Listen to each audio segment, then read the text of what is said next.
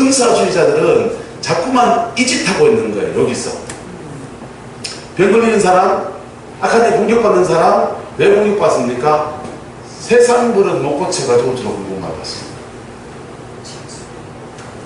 이거 버릇 못 고쳐서 인과율에 의해서 사단이 계속 그런 공격을 합니다. 그런데 이거를 영을 쫓아내야 됩니까? 신앙을 자라게 해서 말씀 붙들게 살게 해야 됩니다. 둘 다 해야 되죠. 영을 쫓아내줘야 되지만 결국은 말씀 붙들어 살도록 도와줘요. 은사자들은요 또 중요한 한 가지를 놓칩니다. 마태, 마가, 누가, 요한복음에서는 치료하시는 그분과 영광 받으실 그분이 한 분입니다. 우리가 믿는 주 예수 그리스도입니다. 우리가 치유사역을 하면요 영광 받는 그분과 치료하는 우리가 딴 사람입니다. 영광 받으실 그분은 그분이시고 치유사역자는 우리입니다. 그리고 우리 만나가지고 조금 도움이 될 뿐이지 결정적인 문제는 그분이 하신다는 겁니다. 근데 자기가 다 하려고 그래요. 자기가 다 한다 그래요. 뻥도 그런 뻥이 없습니다. 내 만나면 팔자 고친다. 그런 사람일수록 제대로 된 사역하는 거 별로 본 적이 없습니다. 성령 안에서 우리는 우리 일을 하고서 그의 십자가를 지나가면서 이렇게 자라가면서 확 일어서는 거예요. 할렐루야. 사역자들은요 그 위대한 사역자인 사도 바울도 나는 그리스도의 중매쟁이다.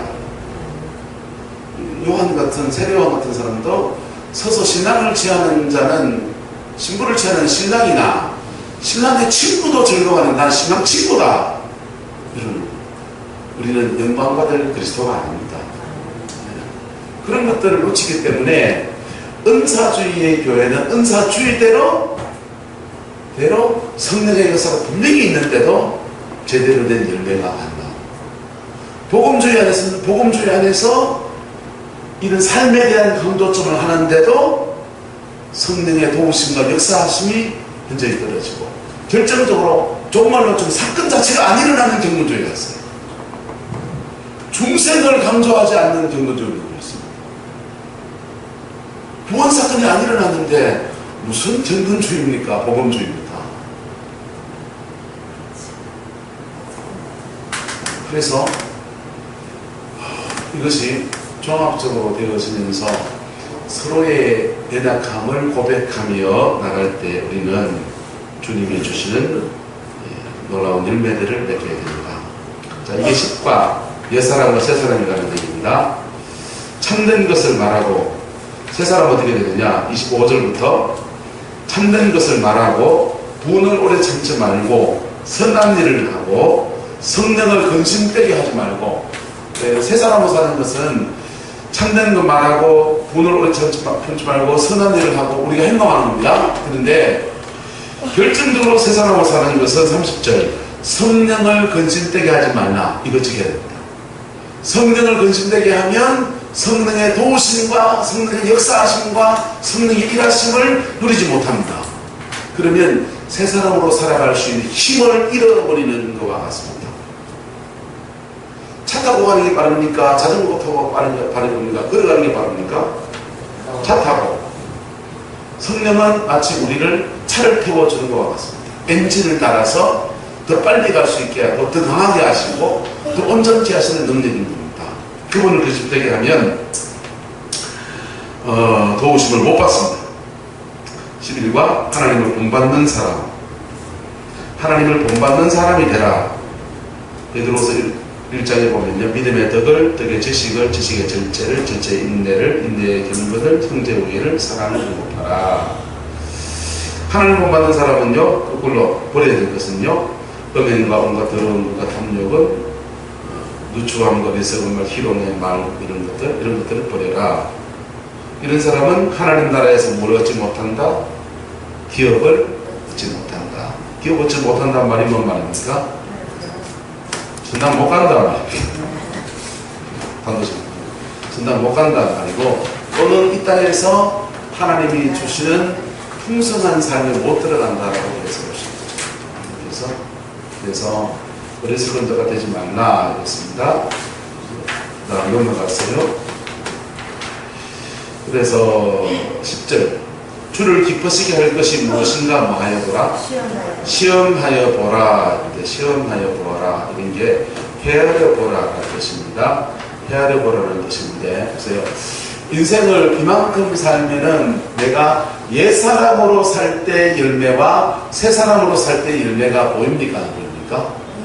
보이잖아요. 새사람으로 살 때 열매가 있습니까? 옛사람으로 살 때 열매가 있습니까? 새사람으로 살 때 열매가 있잖아요. 옛사람으로 살 때에 주어지는 복은 뭡니까? 쾌락입니다. 순간적인 쾌락입니다. 옛사람으로 살 때에 누릴 수 있는 것이 뭐냐? 순간적인 쾌락이고 잠시의 어떤 이득들이고 그렇습니다. 그런데 그것과 새사람으로 살아갈 때에 누리는 복을 서로 뭐해보라? 시험해봐라. 꼭 시험해봐야 합니까? 겪어온 삶을 디베이스를 해보면 됩니까? 안 됩니까? 겪어온 삶을 디베이스 해보면 됩니다. 누굴 계속 미워합니다. 옛사람으로 삽니다. 그 열매는 뭡니까? 자기 속이 썩어나갑니다. 누굴 미워하는 사람은요, 하기 싫은 것입니다. 독약은 지가 먹고 저 사람 죽기를 바랍니다. 저 사람 먹이 죽습니까? 독약은 내가 먹이 죽습니까? 독약은 내가 먹이 죽는 겁니다.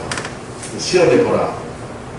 그래서 성경에 시험해보라는 말씀이 자문에 날라게 보면은 11조 시험해보라 했잖아요. 11조 시험해보면 헌금도 해보고 또 안 해보고 이렇게 테스트 해보란 말이죠. 테스트 해보면 들었을 때 내 삶에 복이 옵니다. 안 들었을 때 내 삶에 복이 옵니다. 압니까? 모릅니까? 알죠? 알듯이 우리 삶을 평가를 해보라. 옛사람으로 살았을 때와 새사람으로 살았을 때를 자기만 가지고 데이터베이스를 한번 쭉 만들어 빅데이터로 분석해 보십시오. 또는 여러 사람들의 삶을 쾌락을 떠나가 살아간 사람들이 받는 질병이 뭔지, 쾌락을 추구해서 살아간 사람들이 누리는 물질의 복이 얼마나 되는지 한번 데이터베이스를 만들어서 빅데이터로 분석해 보면 어떻게 되겠습니까? 부지런한 사람이 받는 복. 그래서 평균 통계를 한 사람 가져서 모르니까 한 100명만 이렇게 DBS를 만들어 내보면 보입니다. 성소의 신앙에 하늘의 복이 있는 겁니다. 잠언은 그거 계속 얘기하고 있어요. 잠언은 생활신앙을 살아낼 때에 하나님이 인간에 의해서 어떤 복을 주시는지를 얘기해 주고 싶어요. 근데 한 걸음 더 나가서 충성하고 기도하고 하나님과 사귀면서 주님 안에서 살아갈 때에 누리는 복은 여기 다 들어있습니다. 그거 테스트해서 디베이스 내보면 자기 삶이 어떻게 살아야 될지 보입니다. 그래서 14절에 잠자는 자여 깨어서 누구 가운데에서 일어나라. 죽은 자들 가운데서 일어나라. 그리스도께서 내게 비춰집니다. 보세요. 잠자는 자는 어떤 신앙입니까? 잠자는 자는 성전 역으로 말하면 여기 어린아이 신앙입니다. 그 다음요, 깨어있는 자는 누굽니까? 성소에 불 박힌 사람 있죠. 근데 뜰 바깥에 있는 이방인은 무슨 사람입니까? 죽은 자죠. 근데 어린아이 신앙이 주로 어디 가서 잠잡니까? 죽은 자들 틈에 가서 잠잡니다. 요 경계선에서 잠잔다. 그래서 잠자는 신앙에서 깨어나서 빛으로 살라. 새 사람으로 살라. 그리스도께서 네게 비추어 주시고 너를 도와주시니까 그렇게 서라 이런 것입니다. 그리고 새 사람으로 사는 것이 어떤 삶이냐? 12가 또 말합니다. 지혜로운 생활이다. 지혜자의 생활이 어떤 생이냐? 자본이 많은 지혜와 비슷한 그런 수준의 얘기하고 있습니다. 16절 세월을 말아 아끼라. 세월을 아끼는 삶은요, 크로노스의 삶을 살 것인가 카이로스의 삶을 살 것인가. 시간을 의미가 있는 시간이 있고 별 의미가 없는 흘러가는 시간이 있습니다. 별 의미 없이 흘러가는 시간을 크로노스라고 하고요. 내 인생에 딱 의미가 주어지는 시간이 그것을 카이로스라고 합니다. 9월 10일 여러분에게 별로 의미 없는 시간입니다. 제 결혼 기념일입니다. 그날은 제가 평생에 배우고 있어야 될 날짜입니다. 2월 25일 딴 날은 잊어도 그날은 잊어보면 안 됩니다. 되게 의미 있는 시간입니다. 우리 마누라 생일입니다. 교회 창립 기념일 잊어버려도 우리 마누라 생일은 챙겨야 됩니다. 제 생일은 주로 잘 잊어버립니다. 12월 24일 성탄절 준비하다가 바빠가지고 지나갑니다. 그건 까먹어도 됩니다. 안 챙겨 먹어도 예수님 생일 때문에 덩달아 챙겨 먹습니다. 자, 그런데 인생을 지혜롭게 사는 사람들은 자기 시간을 의미 있는 시간으로 살아내는 사람입니다. 할렐루야. 시간 관리에도 여러분이 배울 수 있기를 축복합니다. 보세요.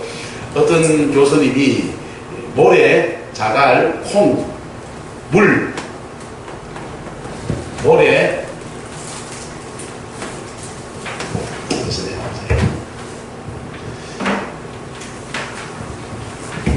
모래, 자갈, 콩, 깨, 물, 네 가지를 가지고 와서 요만한 비크에다가 담는 실험을 합니다. 그러다가 이렇게 수족관에다가 담는 실험을 합니다. 학생들 보고 모래, 자갈, 콩, 깨, 물 이러면 무슨 순서로 담아야 됩니까? 문자가 굵은 것부터 담아야 자갈. 네. 제일 큰 놈 이게 1번 자갈 1번. 그 다음은요 콩. 2번 콩. 그 다음은요 네. 3번 깨. 그 다음은요 모래. 4번 모래. 그 다음은요 5번 물. 요 순서로 담아야 돼요. 시간 관리나 물질 관리는 동일하게 원리가 그렇습니다. 그래서 덩치가 큰 것부터 시간을 잡죠. 시간을 잡고 중요한 것부터 시간을 잡고 그 다음에 짜잘한 것들을 그 빈 틈바구니에다가 끼워 넣으면 우리가 좀 더 카이로스의 생을 살아가는 데 도움이 됩니다. 그런데 그걸로 하면요 마음에 땡기는 대로 하면 물 넣고 돌 넣고 뭐 이러면 이제 뒤엉쳐가지고 제대로 아까 채우지 못하잖아요. 시간을 효율적으로 쓰는데 문제도 있고. 그래서 시간 계획을 시간을 써나갈 때 중요한 일부터 계획을 잡고 하는 방법이 있고 또는 덩치가 큰 것부터 이렇게 시간 계획을 잡는 방법이 있고 근데 두 가지를 병행해서 해나갈 때 우리는 좀 세월을 아끼는 그런 삶이 되겠죠. 그래서 세월을 아끼라. 왜냐하면 우리에게 주어진 때가 그렇게 멀지 않습니다. 마귀는 우리와 삿발을 잡고 씨름하는 것을 때로는 하지 않으려고 합니다. 써모를 합니다. 써모는요 밀어내면 되고 시간만 버티면 되고 그렇습니다. 승리의 방법이 싸워 이기는 방법이 있고요 시간을 버티는 방법이 있습니다. 야구 선수들이 야구공을 칩니다. 투수의 공을 정타를 쳐서 홈런을 내는 것도 투수를 이기는 방법입니다. 어떤 선수는요 투수한테 계속 공을 많이 던지게 합니다. 투수도 공 던지는 횟수가 한계가 있습니까 없습니까? 한계 투구수가 보통 100개가 정도 100개에서 110개에서 이 한계 투구수거든요. 그러면 110개가 떨어지면 힘이 떨어져서 투수를 바꿉니다. 그래서 주로 1번 타자들은 이렇게 공을 많이 칩니다. 많이 쳐가지고 많이 치면은 우리 편 선수들이 상대방이 던지는 공을 많이 골선 기회를 주면 어떤 패턴을 어떤지 무슨 공을 배당은 어떤지 슬라이드는 어떤지 포크볼은 어떤지 커트는 어떤지 이렇게 스플릿은 어떤지 빠른 공 어떤지 투심볼 어떤지 다 보여주거든요. 많이 보여주고 그리고 또 이렇게 쳐나가면 좋고 못 치더라도 공만 던지게 한 것으로만으로도 그 사람은 성공한다. 사단이 우리를 괴롭히고 우리 인생에서 성취를 못하게 해나갈 때 한 가지가 시간을 낭비하게 하는 것입니다. 의미 없는 시간으로 시간을 때우게 만들어요. 그럴 때 우리는 하나님에게 주신 우리에게 주신 시간들을 낭비해 버리게 되고 시간을 부적절하게 사용하면서 어느 시간 지나니까 세월 다 가버렸습니다. 가는 세월 그 누구가 잡을 수가 있나요? 잡을 수 없거든요. 고장난 벽시계는 멈추었는데 저 세월은 고장도 없네. 고장이 없거든요. 시간은 안 믿는 사람이나 우리나 돈 많은 사람이나 우리나 돈이다. 그래서 첫 번째 주의해야 될 것이 세 사람으로 살아갈 때 의외로 시간을 주의해라 이렇게 공부하고 있습니다. 두 번째는요, 17절 주의 뜻이 무엇인가 이해하라. 주님의 뜻이 무엇인가 말씀을 삼키고 기도하면서 하나님의 뜻에 맞게 자기 인생을 살아라. 여러분 남의 인생을 살지 않기를 축복합니다. 그럼 졌으면 어디 가야 됩니까? 밭에 가야 돼요. 장터리에서는 어디 가야 됩니까? 시장 가야 되죠. 네. 밭에 간 사람이 그 다음에 장에 갈 근처에 있는 겁니다. 남 장에 간다고 물어봐서 장에 쫓아가면 안 돼요. 나는 밭에 가야 되면 밭에 가는 겁니다. 하나님이 우리 때에 맞는 그림으로 우리가 이끌어 가십니다. 그리고 우리의 달란트에 맞는 여정으로 이끌어 가세요. 그래서 우리 다 사명도 다르거든요. 자기 사명에 맞는 여정으로 걸어가야 됩니다. 하나님이 우리 연단하신 대로 간다면 연단의 때를 지나가는 거예요. 연단의 때를 빨리 지나가는 길을 찾아내면 그게 빨리 지나가십니다. 연단을 간 때를 지나가는데 저 사람은 뭐 뽑히고 새 울고 이제는 팔자가 펴서 뭐 그러는데 나는 왜 이렇게 지나해서 연단하고 있습니까? 마음 치러봐야 그럴 수가 없습니다. 연단의 때는 연단의 때답게 지나가는 겁니다. 그 다음에 뽑히고 세우는 때 오면은 그때에 맞게 가는 겁니다. 자꾸 다른 사람 은사 부러워하면 안 됩니다. 자기 부르심 따라서 가면 됩니다. 하나님이 우리를 신앙 안에 훈련시킬 때 가장 기본적일 때는 때로는 돌파가 필요해요. 가장 필요해요. 돌파가 필요합니다. 그럴 때는 주로 축사사역자나 능력사역자 밑에 종들을 붙입니다. 무슨지 범회교회라든지 이런 데 붙입니다. 그래서 자기 인생을 돌파하게 하십니다. 영적 전쟁하면서 뚫고 나게 하십니다. 돌파되고 나면 예언사역자라면 하나님이 길을 다른 길로 이끄십니다. 능력사역자라면 더 돌파하게 하십니다. 더 뚫고 나가면서 그 기름 부음이 자기 것이 되게 하십니다. 말씀사역자라면 그 돌파되고 난 뒤에 성령을 파도로 만드십니다. 상담자라면요, 그쪽을 파게 만드십니다. 돌파되고 난 뒤에 장사해야 될 사람이면 이제를 개발해 주십니다. 주특기 교육을 빠르게 보내십니다. 군대 가면 신병교육이 있고 주특기 교육이 있거든요. 신병교육은 4주 동안 앞으로 총 엎드려 싸, 앉아 싸, 제수군을 하나 둘 셋 이렇게 합니다. 기본적인 군인 소양 훈련합니다. 그게 되면요, 그 다음 주특기 교육으로 넘어갑니다. 저는 752 주특기입니다. 752 주특기 뭔지 아세요? 모르죠? 조리병입니다. 치사병 주특기입니다. 그래서 주특기 교육 받으러 갔습니다. 그러니까 생선 굽고 두부 전하고 두부 조림하고 주특기 교육 받으면서 얼마나 맛있게 잘 먹고 그게 주특기 교육입니다. 자기 주특기에 따라서 하나님이 이끌어 가십니다. 그래서 처음 멘토가 끝이 아닙니다. 근데 돌파 쪽에 있는 사람이 이거 말고 자꾸 예언사에게 자꾸 부러워하면요, 진리를 못 믿습니다. 마귀는 그런 식으로 우리의 초점을 자꾸 흐리게 합니다. 내 때를 못 보게 하고 또 내 사명에 집중하지 못하게 하면서 자기의 카이로스를 못 살게 합니다. 여러분의 카이로스는 저하고 다를 수 있습니다. 여러분의 카이로스를 성령 안에 분별해가고 성령 안에서 살아내길 축복합니다. 그럴 때 그 사람의 카이로스를 지나면서 그 사람의 가지고 있는 청지기적 사명을 이루어냅니다. 그리고 그것을 충성하면 하나님이 빛으로 소금으로 사는 자에게 주는 하늘의 복을 그에게 주시는 것입니다. 그 복이 축복합니다. 그래서 지혜자는 술 취하지 말라, 세상에 취하지 말라 이 말이죠. 그 다음에 성령의 충만함을 계속 구하라. 19절 시와 찬송과 신령한 그릇으로 화답하며 너희의 마음을 주께 하도록 찬송하며 예배에서 말하라. 그 다음에 20절 범사의 우리 주 예수 그리스도의 이름으로 항상 아버지 하나님께 말하며 감사하라. 21절 그리스도를 경외함으로 피차함하라. 복종하는 삶을 살라. 일방적인 복종입니까? 피차 복종입니까? 피차 복종을 뭐라고 합니까? 이걸요. 한 단어로 말하면 두 단어로 그냥 두 음절로 말하면 피차 복종을 사랑이라고 합니다. 보세요. 제가 피차 복종합니다. 안녕하십니까? 머리를 좋아합니다. 서로 인사합니다. 뭡니까? 사랑이라고 하고 있습니다.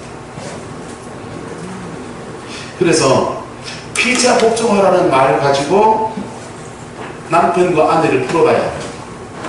피차 복종하라는 말을 가지고 부모와 자식을 풀어야 됩니다. 피차 복종하라는 말을 가지고 주인과 종을 풀어야 됩니다. 그래서 5장 21절부터 해서 남편과 아내에 관한 얘기를 합니다. 유교의 윤리는 부모와 자식이 중심이에요. 부모와 자식이 중심입니다. 부모 자식이 중심이기 때문에 부모에게 효도하고 나라에 뭐하고 충성하고 이게 유비가 되는 겁니다. 가정에서 유교적인 교육 안에서 왜 부모에게 효도를 강조시켰냐? 부모에게 효도하는 것과 나라에 충성한 일이 겹치면 뭐부터 해야 됩니까? 나라에서 이순신 장군이 임진왜란에 났습니다. 부모님이 눈에 밟혀서 전장에 못 가는 아들이 못 가는 전전녀입니다. 어머니가 뭐라 그럽니까? 이놈아, 너는 나라의 녹봉을 받는 놈이니까 가서 목숨을 바쳐서 해라 그러잖아요. 그죠? 그래서 가정교육안에서 부모의 효도를 강조하는데 사실은 나라에서 뭐 시켜보려고 하는 겁니까? 충성을 시켜보려고 지금 그러는 거라. 지배자세요. 그런데 부모의 효도하는 것과 자녀와의 바른 관계가 뭘 연결되느냐?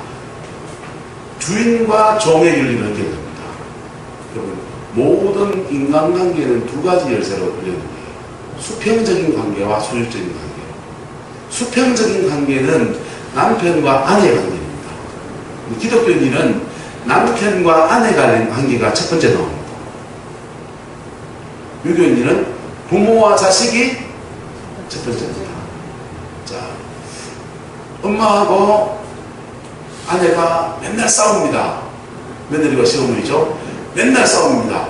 그러면 옛날 남편들은 아내를 버려야 됩니까? 부모를 버려야 됩니까? 마누라를 버리는 거죠. 당연히. 그죠? 그게 유교적인 상황입니다. 지금은요, 시어머니하고 아내가 맨날 싸웁니다. 붙으면 싸웁니다. 어째야 됩니까? 중립입니다. 아, 중립입니까? 예. 떠나라 됐습니다. 예. 떠나. 성경적으로는 안 했더라고요. 참 난감합니다. 그러니까 어머니한테 가면 어머니 편 들고 아내한테 와서는 아내 편 들고 이래야 됩니다. 예. 좋은 방법이 그겁니다. 따로 삽니다. 따로 살면서 4번 의무방해전 펼칩니다. 4번이 뭡니까? 아버님 생신, 어머님 생신, 그 다음에 추석 명절, 설명절. 싸우다가도 싸웁니다. 1년에 4번 의무방어전을 지키면서 따로 살고, 그리고 시간 지나서 지금 한국의 윤리, 한국 사회 윤리가 많이 바뀌었죠. 옛날에는 부모를 집에 모신다 할 때, 부모를 모신다고 할 때 모시는 연한이 얼마나 모시면 되냐? 기버거리 3년, 버거리 3년, 뭐 3년 해가지고 9년 신사를 하잖아요.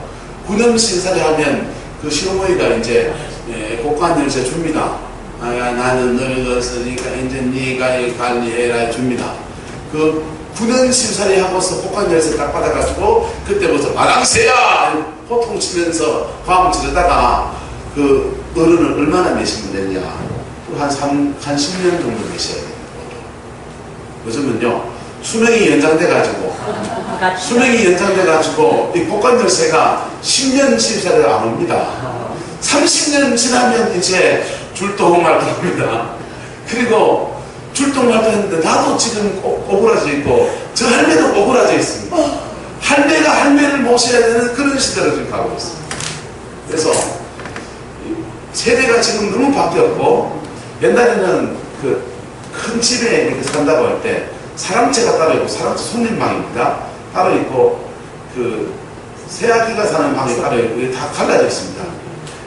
화장실은 문 밖에, 집 밖에, 방 밖에 있습니까? 방 안에 있습니까? 방 바깥에 있습니다. 근데 측강 갈리면 이래가지고 가서 이래가지고 누워서 며느리 나왔느냐? 세면대는 바깥에 있습니까? 집 안에 있습니까?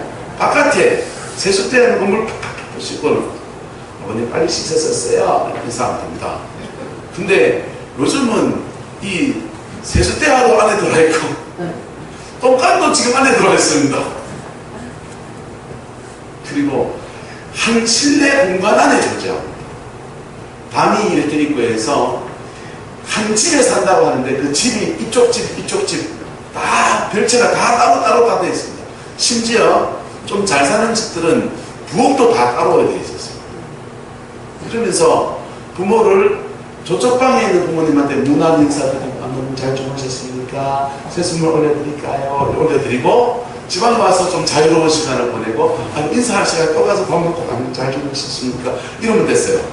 지금은 요게 방 하나 넘어있던 공간들이 한 공간 안에 지금 다 들어와 있습니다. 아파트 구조가 되면서. 그래서 집 구조 자체가 부모를 못 모시는 구조를 만들어 놨어요. 그래서 좀 사는 집들은 어떻게 하느냐 하면 아파트 한 동에 윗집 아랫집 하든지 이집 이집 옆집을 하든지 해가지고 아니면은 그 남양주에 보니까 이런 집도 있더라고요.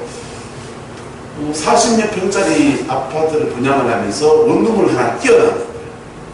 원룸을 끼워놓고 원룸에 매수다 놓고 이렇게 닫으면 원룸이고 열면 같이 설 수 있도록 이런 식으로 되어 있어요. 부모님을 모시려면 원룸을 부모님한테 드리면 되고 안 되면 세일을 놔도 되고 임대수익을 얻어야 되고 그런 식으로 되고 가압 구조를 바꿔야 됩니다. 부모를 모십니다. 아니면 가까이 두고서 자주 찾아뵙는 게 노동. 그리고 촌에 할머니들 되시고 신앙생활 목회를 하니까 할머니들도 자식 집에 가면 그냥 불편해요. 본인도 불편해하고 서로가 불편해요. 따로 떨어지는 게 낫다요. 싸워 보지도 안 맞고 그 다음에 전에는 고향을 안 떠나고 살면서 그게 사는 겁니다. 그래서 부모님을 모신다는데 부모님이 내 오늘 마실 좀 난다는데 그 옆집에 그 집에 갔다 올게.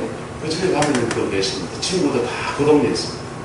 근데 지금은요 도시에 아들이 성공해서는 아들 집에 가야지 딱 앉는 순간 뒷방도입니다. 아는 사람 아무도 없습니다.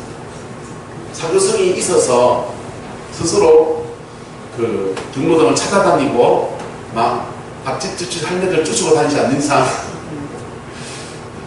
텔레비만 보면서 멍하니 있어야 됩니다. 어떻게 보도해야 됩니까? 유교적인 윤리는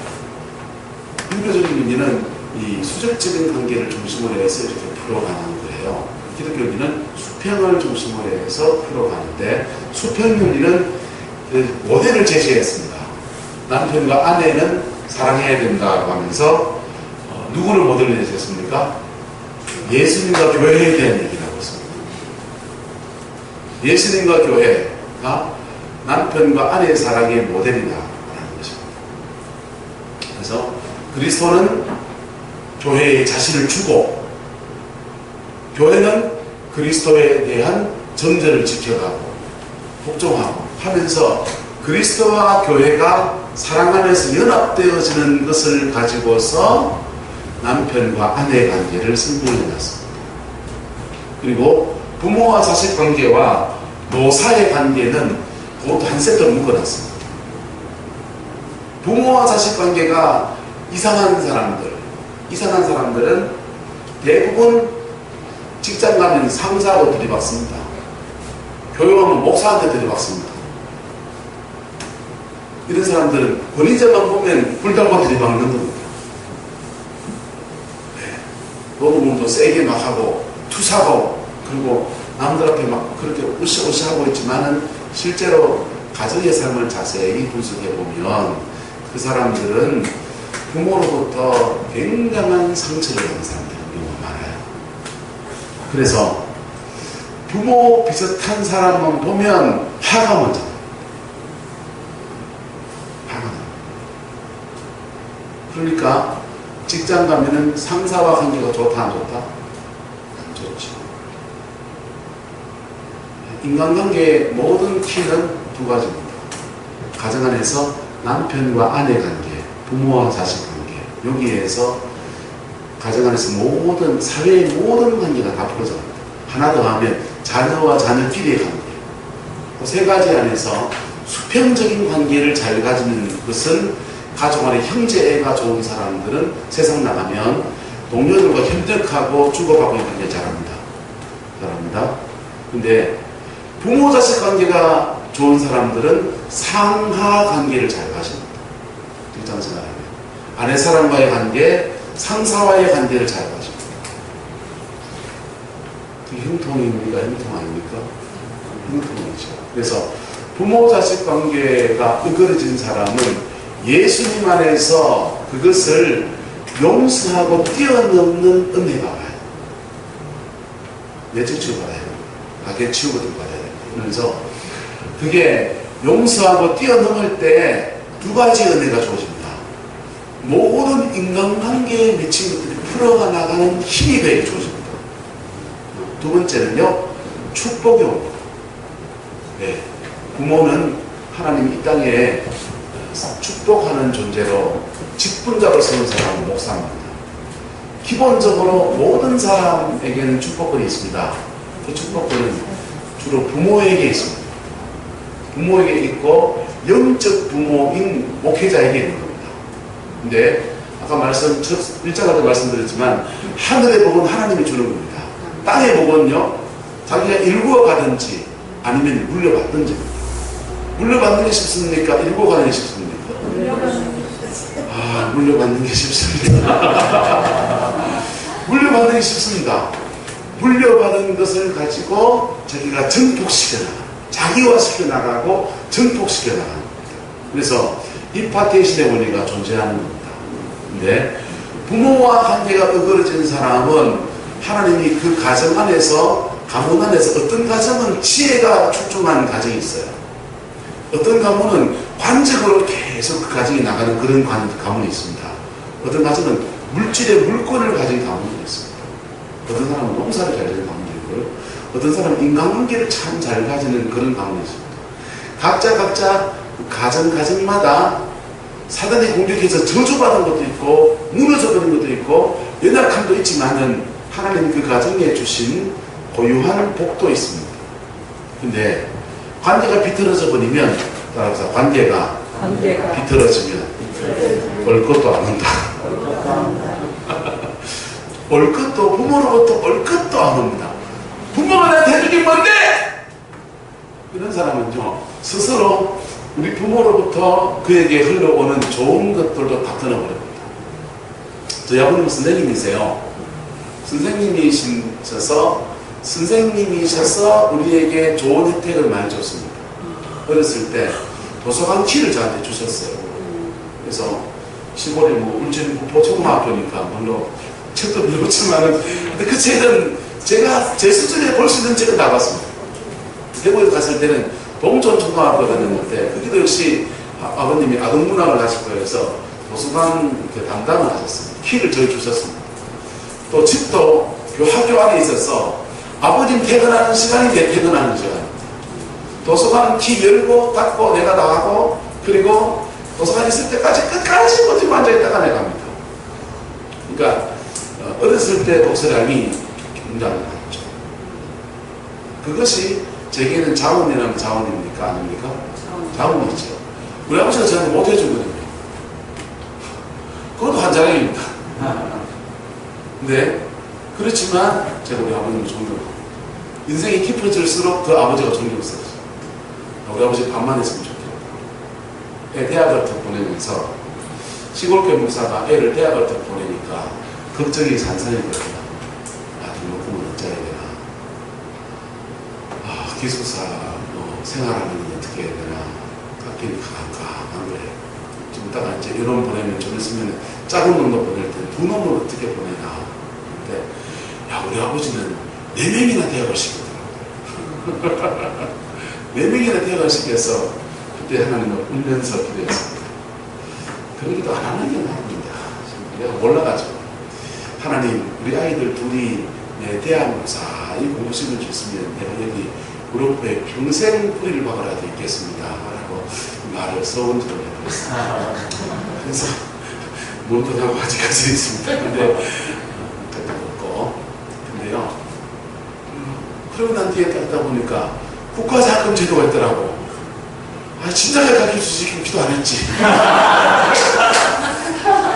국가자금 제도에 신청을 딱 하니까 우리가 읍면동에 사는 사람이기 때문에 상순위가 됩니다.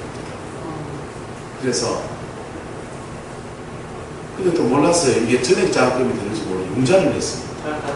그래서 1학년 1학기 때는 융자를 내가지고 자금을 다 이게 너무 감사하게 빚인데 1학년 2학기 때부터는요 아빠 이거 장학금이 있더라 이러면서 전화가 왔습니다. 그래가지고는 장학금으로 돌려가지고 하니까 한 학기에 40만 원만 올려버리는데 고등학교 치킬 때보다 대학 보러고 난 뒤에 훨씬 더 널널이하게 됐죠. 서원을 안 했어야 됐습니다. 나한테만 주는 것도 아니고 전 국민한테 다 주는 건데 안 했으니까 정보를 알려주신 거예요. 모르는 사람도 잘 알고 있더란 말이지. 그래서 내가 하나님한테 요즘 하늘에서 소원을 받기 위해서 하나님 앞에 요즘 좀 바꿔줘서 이러고 있습니다. 안 했어요. 바꿔줘서 한 7년 고생하면서 이렇게 어려운 사람 생겼으니 이제 좀 바꿔줘서 이러고 있습니다. 자, 그래서 관계 속에서의 복은 기본은 그리스도를 경외하는 우리에게는 경외하는 분이 있습니다. 그분이 우리 주인이십니다. 그분이 예수 그리스도이십니다. 그분을 경외하기 때문에 피자 복종하는데 그것을 남편과 아내 관계에서는 사랑으로 이루라라고 하고 그것은 누구를 본받으라?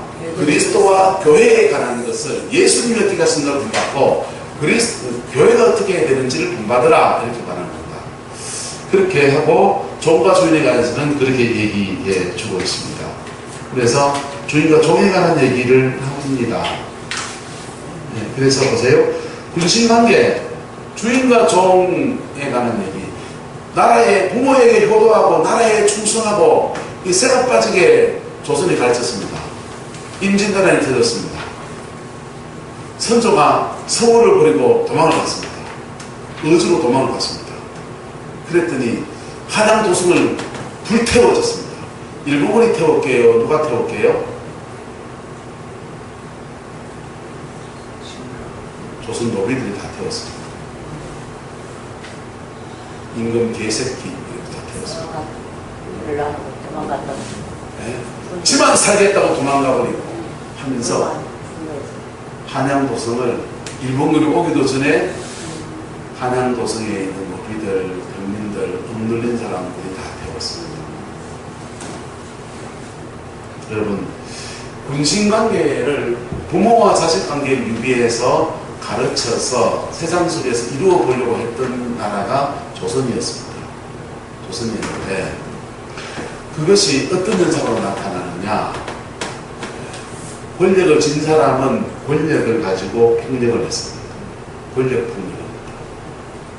수많은 권력 폭력들이 일어났습니다. 이 땅 안에서. 근데 그 권력 폭력에 당하는 사람들은 가만히 당하고 있었느냐?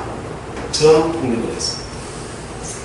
동학농민운동, 뭐 이런 운동, 저런 운동 하면서 정봉준의 난 동학운동이잖아요. 그렇게 권력 폭력과 갑질이죠. 네. 을이 반격해 나가는 저항 폭력이 이 땅 가운데 굉장히 많이 나옵니다. 그러면서 을들의 반란들이 일어나고 을들이 반발심을 가지는 하면서 그걸 뭐라고 합니까? 반골 기질이라고 하잖아요. 반골 기질이 우리 안에 사실은 굉장히 많으십니다. 조선시대 때 조선 말기 일제가 들어서기 전에 우리나라의 인구의 50%가 노비입니다. 지금 미스터 선샤인이라는 드라마가 너무 재밌어가지고 저도 지금 7집 보고 지금 텔레비가 없었어. 인터넷에서 다운받아서 봐야 되는데 아침에 아무리 다운받으려고 해도 아직 올려놓은 사람이 없어가지고 8편을 못 보고 지금 오늘 저녁에 다운받아서 봐야지 하고 있습니다. 근데 그 미스터 선샤인의 주인공이 누굽니까? 이병헌이요? 예. 이병헌.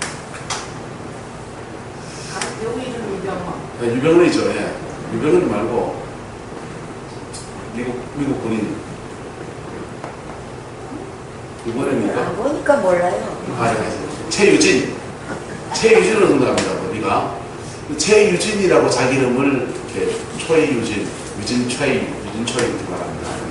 그런데 이병헌 역할. 이병헌 역할. 그 아기 때 노비였다가 미국으로 네, 가가지고 네. 본인이 네. 돼서 오는. 목사님 말하는 이병헌이 아니라 유병헌으로 들었어요. 유병헌은 세월호 사장님이셨고 이병헌 그 배우 그 이름이. 이병헌 씨가 최유진으로 합니다. 재밌습니다. 잘 만들었어요. 저 사람하고 둘이서 보면서 그 꼴을 누가 쓴다 감탄을 하고 있습니다. 원작도 없는데 기가 막힌 꼴이 어떻게 나왔나 그거 보는데 860 합시다.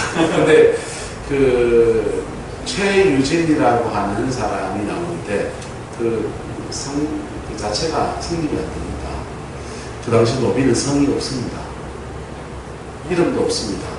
돌쇠, 바당쇠 이래 부르는 데입니다. 요즘 제 발음에는 센돌이, 달센돌이 이런 식으로 또리 이런 식으로 부르는 데입니다. 성이 없습니다. 노비들이 일제가 시작될 때 우리나라의 노비가 40%, 50%, 40한 5% 정도가 노비였습니다. 조선 초기에는 양반이 10%, 평민이 10%, 나머지 80%가 노비였습니다. 임진왜란을 거치면서 족보 팔고 이러면서 조금 높아져가 조선 북에 갔을 때 노비가 50%였어요. 러시아가 볼셰비키 혁명이 일어날 때 짜르 정권 하에서 전 국민을 노비로 만들어놨습니다. 그래서 러시아 혁명이 일어날 때 농노의 비율이 몇 프로냐? 75%가 노비였습니다. 중국도 모택동의 공산혁명이 일어날 때 인구의 그 반 이상이 그냥 노비 신세입니다. 그냥 소작도 아니고 노비 신세입니다. 그 세계가 뒤집어져야 됩니까? 안 뒤집어져야 됩니까? 뒤집어져야 된다고 일어난 게 공산주의입니다. 그런데 그 저항폭력과 권력을 가진다는 권력폭력이 분투하면서 역사는 전개된다라고 뭐 이렇게 역사학자가 그렇게 얘기하고 있는데 성경은 그렇게 얘기하지 않고 만물 안에서 만물을 충만케 하시는 충만이 있다는 거예요. 그것이 역사 속에서 가끔 나타났습니다. 로마를 휘떡 뒤집어 놓은 초대교회에 만물 안에서 만물을 충만케 하신 충만. 핍박하던 나라에서 전 로마가 기독교를 공인하고 기독교를 국교로 삼고 기독교를 중심으로 해서 나라를 한번 건설해 보겠다라고 운동이 일어날 정도로 일어났던 만물 안에서 만물을 충만케 하신 충만. 게르만 민족이 남아에서 침략해 들어갈 때 오히려 그 게르만 민족을 복음화시켜서 전 유럽으로 복음을 펼쳐나가는 만물 안에서 만물을 충만케 하는 충만이 일어났습니다. 중세교회가 만만한 게 아닙니다. 영국에 복음화가 될 때 성 패트릭이라는 사람이요 포로로 잡혀갔습니다. 잡혀가가지고 그 포로살이 기가 막히게 하다가 아버지가 목사님이 성직자였습니다. 죽게 기도하면서 은혜를 입어서 탈출했습니다. 프랑스도 탈출했다가 아버지한테 은혜를 받고서는 그리고 다시 들어갔습니다. 자기 포로담은 그 나라에 들어가서 복음 들고 들어가서 그 나라를 뒤집어 놔버렸습니다. 그게 만물 안에서 만물을 충만케 하시는 충만이었어. 누가 일어날 때? 누가 일어날 때 그렇게 됩니까? 성령입니다. 제사장이 일어날 때. 제사장이 일어날 때 그렇게 해야 됩니다. 제사장이 일어날 때 값은 값대로 회개시키고 어른 을대로 용서하게 하면서 둘이 만나면 화해하게 하는 역사가 일어난 거예요. 그럴 때 만물 안에 충만이 일어나고, 만물 안에 충만이 일어나니까 영국도 명예혁명을 통해서 사람은 죽이고 국민이 분열되지 않으니까 있는 배 타고 나가서 전 세계 식민지를 개척하고 대형적으로 건설해 나가면서 만물 안에서 만물을 충만하게 하는 하나님의 기회를 잡았습니다. 기회를 잡았는데 갑의 폭력을 행사하면서 원주민 학살하고 하라는 짓 안 하고 뻘짓하고 다니니까 그 패권을 하나님이 싹 끄다봤습니다. 유럽 나라들에게 준 패권을 더 이상 주면 안 되겠다. 다 뺏어서 미국 줬습니다. 미국에 패권이 갔으면 패권 가지고 하나님이 만물 안에서 만물을 충만하게 하시는 충만을 하라고 주신 겁니다. 할렐루야? 그거 하고 있습니까, 미국이?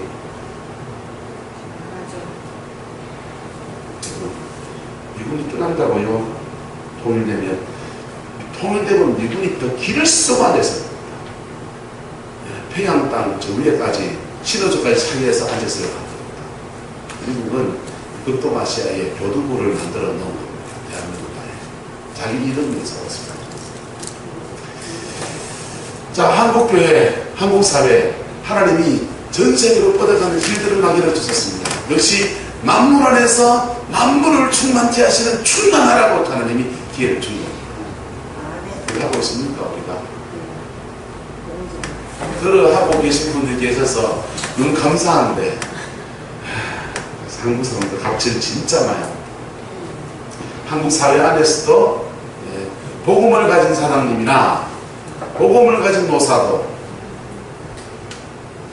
하나님 안에서 씨름할 줄 모르고 자기의 이득과 자신의 그것을 따라서 때로는 저항 폭력으로, 때로는 권력 폭력으로 행사해 나섭니다.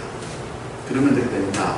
피차 물고 물리면 피차 뭐할까 주의하라, 멸망할까 주의하라. 교회를 세우신 이유는 뭡니까? 주님은 교회를 통해서 아브라함의 세 가지 축복의 약속들을 이 땅 가운데 성취해가는 공동체로 세우신 것입니다. 할렐루야. 그래서 계속해서 교회는 제사장들을 길러내야 됩니다. 그냥 목회하는 사람을 말하는 게 아닙니다. 그 한 시대마다 제사장적 사명을 짊어지고 가는 하나님의 사람들을 길러내요. 우리가 그 사람 되어야 되는 거 아닙니까? 그게 6장까지 얘기고요. 6장 10절부터 17절까지는 영적 전쟁입니다. 1장이 교회 문이라면 6장 끝은 이제 교회로부터 세상으로 나가는 겁니다. 그냥 나가야 됩니까? 무장하고 나가야 됩니까? 무장하고 나가지 않으면 판판이 깨지는 게 세상입니다. 묵묵하지 않습니다. 영적 무장을 안 해놓고 세상을 내보내놓고 교회에 와서 좀 그냥 구원받고 좀 은혜 받고 이런 것으로 만족하면서 세상 속에는 전혀 힘을 쓰지 못하는 우리 현실을 우리는 가지고 있습니다. 근데 영적 무장을 시켜줘야 되는데 영적 무장을 왜 해야 되느냐? 영적 전쟁은 두 가지 시기에 크게 중요하게 일어납니다. 하나는 파종기입니다. 시작됩니다. 씨를 뿌릴 때 마귀가 악한 자가 가라지를 뭐합니까? 뿌리고 가요. 씨를 뿌릴 때는 깨어있어야 합니다. 그래서 깨어있어서 마귀가 가라지를 뿌리지 못하도록 딱 그냥 길목을 잡아쳐요. 그런데 추수기에 심어놓은 것을 거두는 때, 심을 때 사단이 장난치고, 심을 때 새들이 와서 먹어버리고, 심을 때 가라지를 더 뿌리고, 심을 때 가시와 엉겅퀴밭 가운데 뿌리게 하면서 사단이 장난칩니다.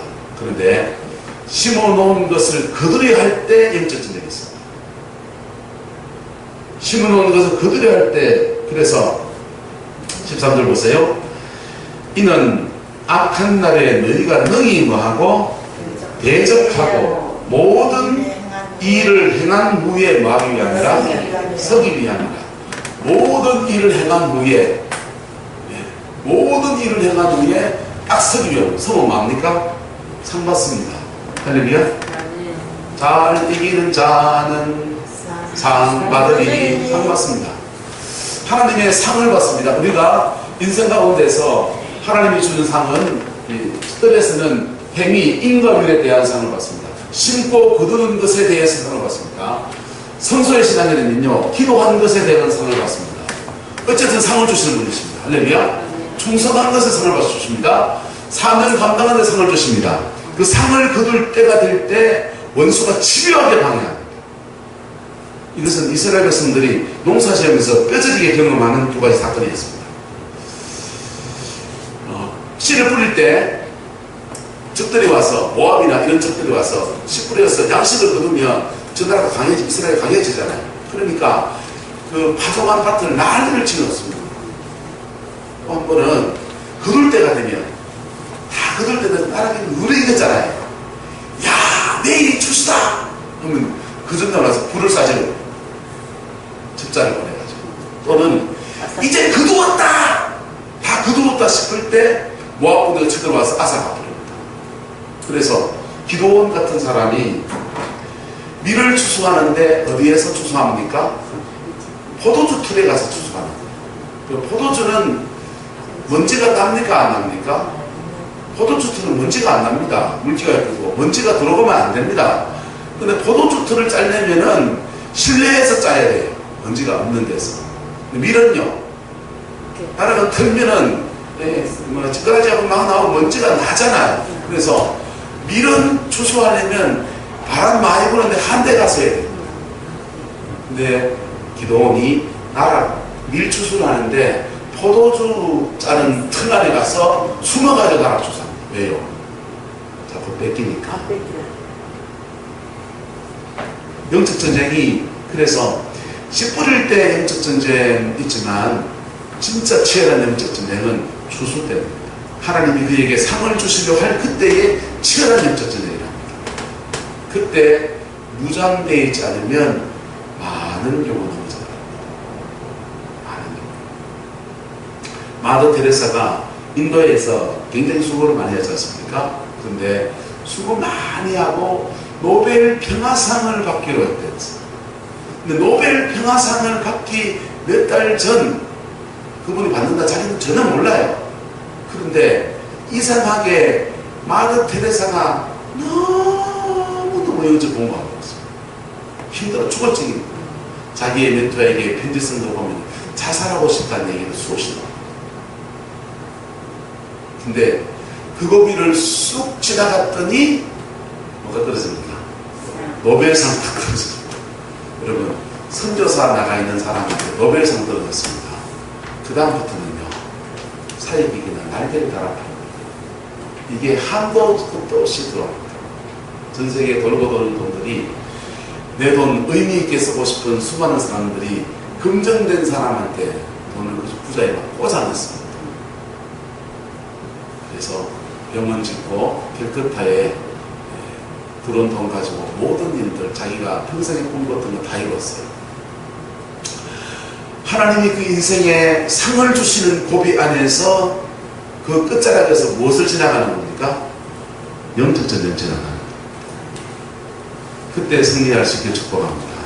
그때 넘어져 버리면요, 열심히 수고해나는 그 도로함이 탑을 되는 것 같습니다. 그때 한번 확 넘어지면 어째야 됩니까? 방법이 있습니다. 그때 넘어지면요, 그때 심각한 죄를 지기도 하고, 그때 혈지 나가지고 막 난리 나려가는데, 그때 방법이 있습니다. 따라합시다. 십자가로 승리합시다. 성도의 이김은 자네가 승리하는 것만 아니거든요. 나는 부족하도 용접하실 것이니 의가 없는 자라도, 저도 사진을 보죠. 의가 별로 없었어.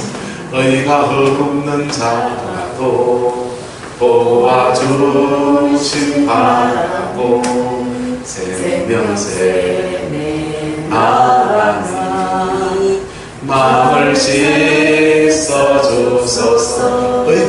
못하는 자라도 도우시는 역사. 아멘.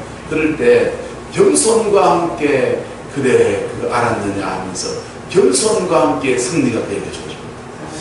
우리나라의 선교사들 중에서 가장 큰 성공을 이룬 선교사 중 한 명이 김삼성 선교사님이십니다. 이분이 경희대학교 법대를 나와서 하나님의 부름을 입어서 선교사를 하려고 서원을 했습니다. 그리고 독일에 가서 공부를 하는데 선교사를 하고 싶은데 길이 안 열리는 겁니다. 계속 길이 안 열려서 이런 고민하면서 박사학위를 공부를 하는 중에서 계속 하나님 나는 선교사입니다. 왜 안 보내주십니까? 파송교회가 나와야 되잖아요. 선교사라는 게. 선교사가 파송교회 없이 직진에 들어갈 수는 없잖아요. 파송교회가 나와야 되는데 이게 안 되는 거예요. 그래서 기도하고 그러는데 이분이 독일 가서 공부하는 중에 이런 일이 터졌습니다. 어느 날은 이분도 사모님하고 연애에 가서 결혼했는데 그렇게 끔찍이 사랑하는 아내랑 독일 객지에 가서 서로 고생하다 보니까 이제 서로 이제 신경이 예민해지고 그러면서 부부싸움을 대판한 겁니다. 대판 부부싸움 하고서는 그리고 대판 부부싸움 하고 나니까 죄책감에서 나는 선교사 무슨 선교사 내 마누라하고도 맨날 싸우는 인간 하면서 상고대에 올라가서 언덕배에 올라가서 방석안을 펴놓고 밤새도록 하나님이 물었습니다. 하나님 나는 선교사 안 보내주고 나는 내 가정도 잘 다스리지 못하는 그런 사람 내가 무슨 사명자입니까 하면서 펑펑 울었어요. 그 다음날 했습니다. LA 은행에 김광식 목사님 만났고 김광식 목사님이 당신 카자흐스탄 가서 선교사 하라 이렇게 해가지고 카자흐에 갔습니다. 카자흐 선교지에서 알마티에서 3,000명이 모이는 교회를 이루었습니다. 그분이 그래요. 그렇게 부부싸움 하고서 막 언덕에 올라가서 막 기도를 하는데 주님의 음성이 들립니다. 나는 선교사 못했거든요. 나는 목사도 아니고 나는 아무것도 아닙니다. 막 기도하는데 주님의 음성이 들리는데 너 그거 이제 알았느냐?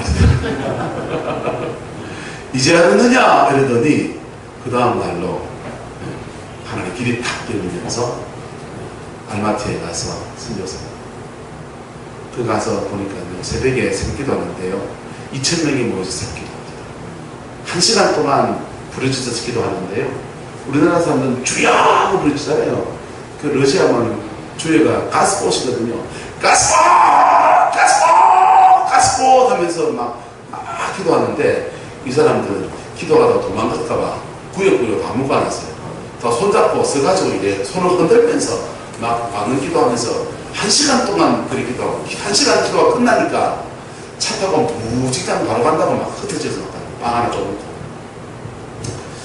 초콜릿 준다고 모이는 성도가 아니고 새벽에 1시간 동안 주여 삼창하면서 1시간을 부르짖는 강력한 기도의 사람들이 이루어다. 할렐루야. 뭐 할 때? 아니요. 십자가로 승리할 때입니다.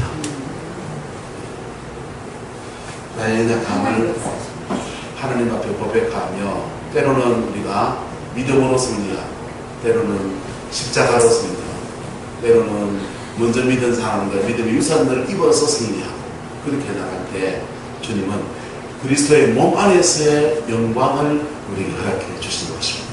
그 복이 있길 축복합니다. 자, 그래서 그 승리 속에서요 뭐 영적 전쟁에 대해서는 너무 잘 아는 얘기니까 아가서 2장 15절 말씀드리겠습니다. 너희의 포도를 흐는 작은 여우를 잡아라. 작은 여우. 여러분 신앙생활 오래 하는 사람들이 또 예수 믿고 잘 믿고 몸부림치는 사람들이 무슨 마귀가 막 엄청난 대마귀 역사합니까? 아니요. 조그마한 여우가 하나 남아있습니다. 조그마한 여우. 우리의 습관 잡고 있는 조그마한 여우가 남아있습니다. 그거 하나 잡으십시오. 그거 하나 잡고 신앙의 초입에서는요. 대마귀 한번 싸워요. 대마귀 싸워서 자기 죄 하나 점령하면 대마귀 잡는 겁니다. 따라합시다. 내 육성을 점령해야 합니다. 내 육성을 혈기든지 음란이든지 자기 육성 한 가지 그거 점령해야 됩니다. 그 중심을 해서 협력하는 악한 영들이 뺑 불러서 있습니다. 그런데 대마귀 하나 잡으면 쫄개는 힘을 못 쓰는 그런데 그건 잡기 어렵습니다. 왜? 자기의 습관과 굉장히 밀접합니다. 곧 나옵니다. 야, 악한 영이 차라리 죽은이 사고 전쟁을 쉽겠어요. 귀신 한 마리 때려잡으면 되니까. 근데 악한 영이 귀신이 죽은 사람의 사고 전쟁가 아니고 악한 영이 귀신이 악한 영이잖아요. 악한 영이 뭡니까? 우리의 옛 성품하고 딱 조임되어 있는 바로 그놈이잖아요. 내 옛 습관 잡고 있는 그놈이기 때문에 힘든 겁니다. 그놈이 세서 힘든 게 아니라 내가 짓는, 내가 땡기는 글을 그놈이 지고 있기 때문에 힘든 겁니다. 그거 하나 이기면 자기 삶의 큰 영적 승리는 끝났습니다. 그리고 이 정도, 6장 정도 좀 보면은 작은 습관 하나 남았습니다. 작은 습관 하나. 작은 습관. 그 작은 습관 잡고 역사하는 악한 영이 있습니다. 작은 영입니다. 그놈 잡으면 영적 전쟁이 끝납니다. 그렇게 해서 할 때 진리에 띠고 의의 오심을 붙이고 피난의 복음에 신심있고 믿음의 방패에 가지고 보라사를 소멸하고 은혜 투구 성령의 금 하는 말씀 가지라 그랬습니다. 유비 영적인 유비했는 부분은 영적 무장을 보면서 어떤 사람은 환상을 보는데 이렇게 봤다고 합니다. 집신시키는 사람이 있고 운동하시는 사람이 있고 군화시키는 사람이 있고 뭐가 무장된 겁니까? 군화. 제가 군화 신고 있더랍니다. 그래서 저는 기분이 좋았습니다. 꿈에 내가 군화를 신고 있더라. 군화는 밟아먹는 거잖아요. 예수님도 그 발이 빛난 뭐와 같고 놋과 같고 그랬잖아요. 그래서 영적 승리의 발에는 신발은 무장되고 이렇게 전인적인 무장이 되어 있습니다. 불화살을 목성전 나온 자를 보니까 두려움, 의심, 정욕, 외로움, 정체감, 죄책감, 혈기, 미움, 교만 이런 식으로 써놨습니다. 당연한 얘기죠. 우리 마음 안에서 순간순간 스파처럼 떠오르는 그런 것들이 불화살입니다. 그 불화살을 한 발을 맞을 수 있습니다. 근데 새가 내 머리에 똥을 치다가 똥을 사는 건 어쩔 수 없는 겁니다. 근데 그놈의 새가 내 머리에 또아리를 타고 집지게 하면 안 됩니다. 그래서 영적 전쟁하는 여정 안에서 우리가 영적인 삶을 살아가면서 사단이 우리에게 불화살을 들어쏘옵니다. 그 불화살을 쏘는 때 그때 성령이 주시는 막아서는 방패가 우리에게 주어지길 축복합니다. 막아서는 방패, 구원의 통익이 뭐냐면 어떤 사람은 떠오르는 찬송이에요. 어떤 생각이 확 떠오를 때 죄의 습관에서 파츠를 딱 떠오를 때 그 생각들 속에 찬송이 확 떠오르고 그런지 그런 것들입니다. 어떤 사람은 말씀이 딱 한 거죠 지나갑니다. 어떤 사람은 저희 같은 사람은 설교하는 사람들은 주로 자기가 설교했던 내용들이 한 장면 확 떠오르면서 내가 그 말씀 전했는데 이런 생각입니다. 하면서 생각에는 생각으로 대항해 주십니다. 생각에는 뭘로 대적해 주신다? 생각으로 대적해 주십니다. 하나님이 마귀가 떠올리는 생각, 하나님이 떠올리는 생각에서 이걸 대적해 주십니다. 그때 이걸로 이걸 이겨야 됩니다. 이걸로 이걸 꺾어야 됩니다. 그럴 때 사단의 불화살에 우리가 맞지 않는 겁니다. 할렐루야. 머리에 맞으면 마음으로 내려옵니다. 마음으로 내려오면 가슴팍에 팍 하면서 마음에 내려올 때 현상은 그때 기분 나빴던 기분이 확 떠오릅니다. 그러면 의지가 약한 사람들은 자기 혼자만의 중독으로 가고 의지가 강한 사람들은 죄로 가고 남을 남에게 상해하는 죄로 가고 의지가 약한 사람들은 자기 혼자만의 죄로 갑니다. 그 중독입니다. 그래서 보세요. 그 정신과 질환 중에 소화기호증이라고 있습니다. 소화기호증은 뭔지 압니까? 성적 대상을 어린 나이를 삼는 것을 소화기호증이라고 합니다. 근데 소화기호증 환자들의 특징이 있습니다. 정상적인 자매한테 대시를 못할 것 같으니까 자기보다 힘이 없는 사람에게 대시합니다. 그래서 소화기호증 환자들은 이상하게 때로는 70이 넘고 80이 넘은 할머니한테 막 대시합니다. 심지어는 사람 죽은 시체한테 대시합니다. 또는 짐승한테 대시합니다. 왜? 자기가 이 정도는 마음대로 할 수 있을, 내 힘으로 할 수 있을 거라고 하는 그런 때문에 힘이 없어서 그렇게 약한 쪽으로 뻗어 나가는 거예요. 힘이 있으면요, 누구한테 대시하고? 젊은 여성한테 되셔야 돼요.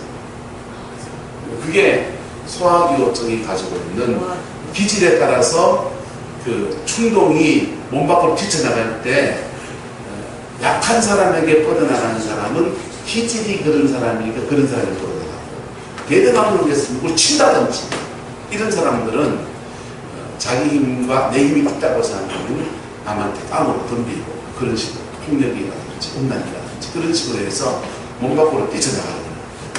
성령 안에서 무장되어지면 머리에서 영적 방언선이 형성됩니다. 할렐루야. 영적 방언선이 형성됩니다. 이게 제일 좋습니다. 그래서 복 있는 사람은 악인의 꾀를 따르지 않고 죄인의 길에 뭐하지 않고 서지 않고 오만한 자의 자리에 앉지 않고 오직 여호와의 율법을 즐거워하여 그 율법을 취하러 뭐하는 사람이다.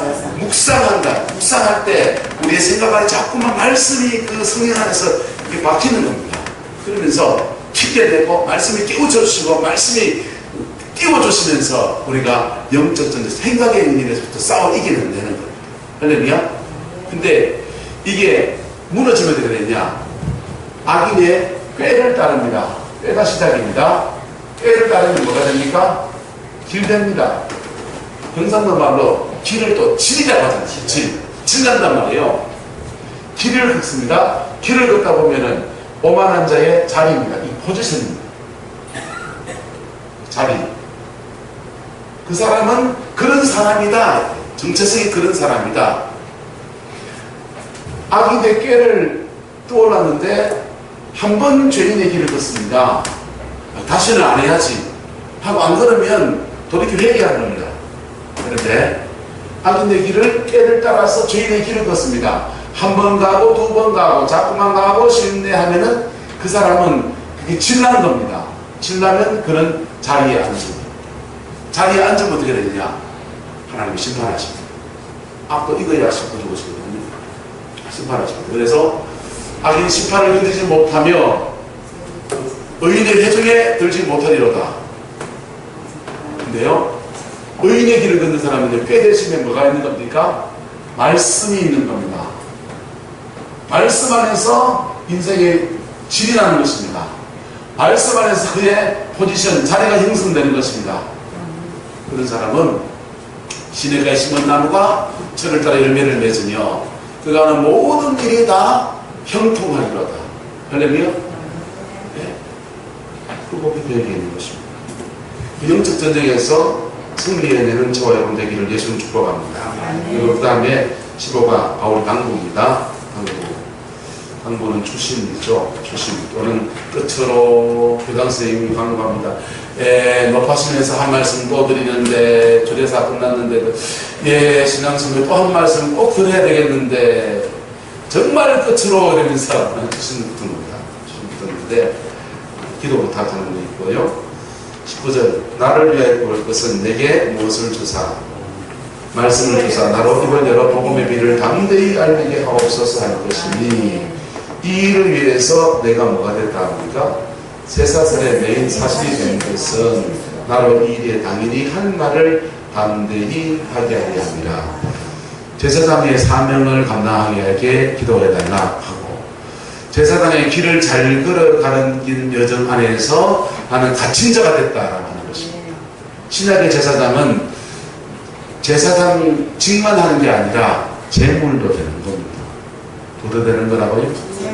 제물도 되는 겁니다. 예수님은 대제사장으로서 십자가를 지시면서 본인이 제물 되셨습니다. 죄를 사하는 제사장은 그분이 다 하셨어요. 제물 되는 분이 다 하셨습니다. 우리가 제사장직을 한다고 할 때 그 복음을 전하는 여정 안에서 받는 고난입니다. 그 고난은 기쁘게 받으시길 축복합니다. 네. 오른밤 때리면 한밤도 돌려 대셔야 됩니다. 그렇다면 맞으셔야 됩니다. 침 뱉으면요, 침 뱉음 받으십시오. 그게 제사장입니다. 그게 그리스도가 걸어가신 길입니다. 주님은 그렇게 수치만 당하게 하지 않으십니다. 그러냐? 그 수치 가운데서 복음의 영광을 나타내시고 그 수치 준 자를 반드시 부끄럽게 하시고 그리고 화해케 하시는 역사를 일으키셔서 만물 안에서 만물을 충만케 하시는 충만을 이루어 주십니다. 그 복을 받아 누리게 되기를 예수님의 이름으로 축복합니다. 기도하겠습니다. 뒷부분에 있는 NCD, 자연적 교회 성장에 대한 얘기인데요. 이 부분은 이제 교회론을 다뤘기 때문에 현대 교회론을 한번 다뤄드리려고 교회론을 다뤄드리려고 NCD를 설명해 드릴까 했는데 시간적으로 너무 빠듯해요. 유튜브에 영상들이 있는 NCD의 설명이 많이 있으니까 한번 보시기 바랍니다. 간단하게 설명하면 전 세계에 성장하는 전개의 교회를 조사해보니까 복음주의 교회들, 카리스마틱 교회들 전에 다 조사해보니까 8가지 교회가 성장하는 중요한 요소가 있어요. 그 중요한 요소가 난 이거 잘한다 8가지 중에서 한 가지도 못하는 교회는 없더라고요. 그건 뭐 교회로서 구절을 못하는 거죠. 근데 어떤 교회든지 한두 가지 잘하는 건 있더라고요. 그런데 중요하게 성장하는 교회들은 반드시 8개가 나름 평균치 이상 다 올라가더라고요. 평균치 이상 올라가서 마치 이런 거와 같다는 거예요. 이렇게 이런 나무 막대기를 이렇게 해가지고 물통을 만든다면 어떤 거는 낮고 어떤 건 높고 이러면은 낮은 게 있습니다. 그럼 물 수위는 어디에 정해집니까? 높은 거에 정해집니까? 낮은 거에 정해집니까? 낮은 거에 정해집니다. 그래서 물 수위를 이렇게 편차가 교회마다 특성이 다르니까 편차가 높고 낮고 있는 것을 수위를 끌어올려서 균형점을 잡고 조금 높고 조금 낮고 이렇게 잡아야 됩니다. 그렇게 잡을 때 8개의 특성을 그렇게 균형을 잡을 때 교회는 천개의 교회를 조성해도 반드시 성장하더라고요. 그래서 내추럴 자연적인 교회에서 인위적으로 그냥 막 그런 성장이 아니라 자연적인 성장이 어떻게 일어나는지를 분석해서 말한 게 NCD입니다. 근데 8가지 특성을 균형을 잡는 게 개척교회는 쉽지 않습니다. 개척교회는 특성으로 가야 됩니다. 내가 잘하는 것을 잡고 깃대 잡고 가야 됩니다. 그러면 그 특성에 맞는 교인들이 옵니다. 그런데 그 특성에 맞는 교인들이 오는데 장기적으로 뭘 봐야 되느냐? 균형을 생각하면서 가야 됩니다. 그 특성에 맞는 축사가 치유다. 축사 치유에 대해서 갈급한 사람이 옵니다. 그런데 그 사람이 축사 치유되고 나면 또 다른 것을 요구합니다. 그래서 사도 예수님께서는 복음을 전하시고 가르치시고 가는 거예요. 그리고 치유하시고 이 3가지 사역을 동시에 합니다. 복음을 전한 사람은요 처음 복음을 전해야 되죠. 복음을 받아든 사람은요 가르쳐야 돼요. 가르침 받으면서 이 2가지 전환해서 영적 전쟁하면서 축사하고 치유하고 그렇게 사역을 해나가는 것입니다. 근데 사람의 영이라고 하는 것은 계속해서 그의 영적 성장의 수준에 따라서 새로운 먹거리를 요구합니다. 애들은 엄마 좀 먹어야 되고 우리 먹어야 되고 이웃이 먹어야 되고 뭐 이렇게 먹는 게 다르잖아요. 저때가 되면 돼지고기를 좀 구워 먹어야 되고 그렇지 않습니까? 먹는 게 다르듯이 새로운 영적 성장의 양식을 요구하는데 목사가 그걸 못 해주게 되는데 배고픔을 무릅쓰고 기구에 앉아있든지 아니면은 달린 발 가지고 가야 됩니다. 하나님은 어떻게 해야 됩니까? 하나님은 안타까워하시겠죠. 또 하나님은 자기 양떼를 자라게 해야 되기 때문에 교회를 옮겨가게 하시더라고요. 당신의 주권 안에서. 근데 우리가 균형이 잡힌 목회를 하면 교회 안에서 이것을 균형 잡히게 채워줄 수 있다. 그래서 NCD를 설명해 드리려고 하는데 시간이 지금 안 될 것 같습니다. 그래서 여러분의 목회에 도움이 되시길 축복합니다. 교회에서 설교하시는데 오후 예배 때 이거를 한 챕터씩 이렇게 떼서 서론을 잘 만들어서 1장 같으면 교회 문 같으면 그림 하나 보여줘 좋습니다. 큰 대패 하나 이렇게 보여서 문턱 팍 깎았습니다. 이런 그림들 있지 않습니까? 그런 거 해가지고 교회 특이 있어야 됩니까? 없어야 됩니까? 우리 교회 특은 뭘까? 이런 식으로 이렇게 풀어나가면 설교 안에서 풀어갈 수 있습니다. 영적 성장은 차근차근 순서대로 이렇게 풀어가면서 그 의미를 훼손시키지 않는 선에서 우리 교회 상황에 맞는 예화라든지 이런 걸 넣어서 말씀을 전하면 석 달, 몇 달 정도 한 절씩 나누면 1년 동안 하겠죠. 그러니까 말씀을 나눌 수 있는 그런 자료가 될 것 같습니다. 도움이 되길 바랍니다. 기도하겠습니다. 고마우신 아버지 하나님, 오늘 에베소서의 말씀을 나누었습니다. 1장부터 6장까지 한 절 한 절, 분장 한 장, 너무나 소중한 말씀인데 이 말씀 나도 다 이루지 못한 사람이 저는 곁에서 좁히 죄송합니다. 주님, 이 말씀의 진리가 믿는 것과 아는 것이 그려내서 하나가 되어지게 해주시고 우리가 각자의 부름받은 자리에서 끝까지 사는 잘 감당해서 주님의 큰 열매 나타내는 우리에게 축복하여 주옵소서. 여호와께서 함께해 주시기 원합니다. 예수님의 이름으로 축복하며 기도드리옵나이다. 아멘. 축복합니다.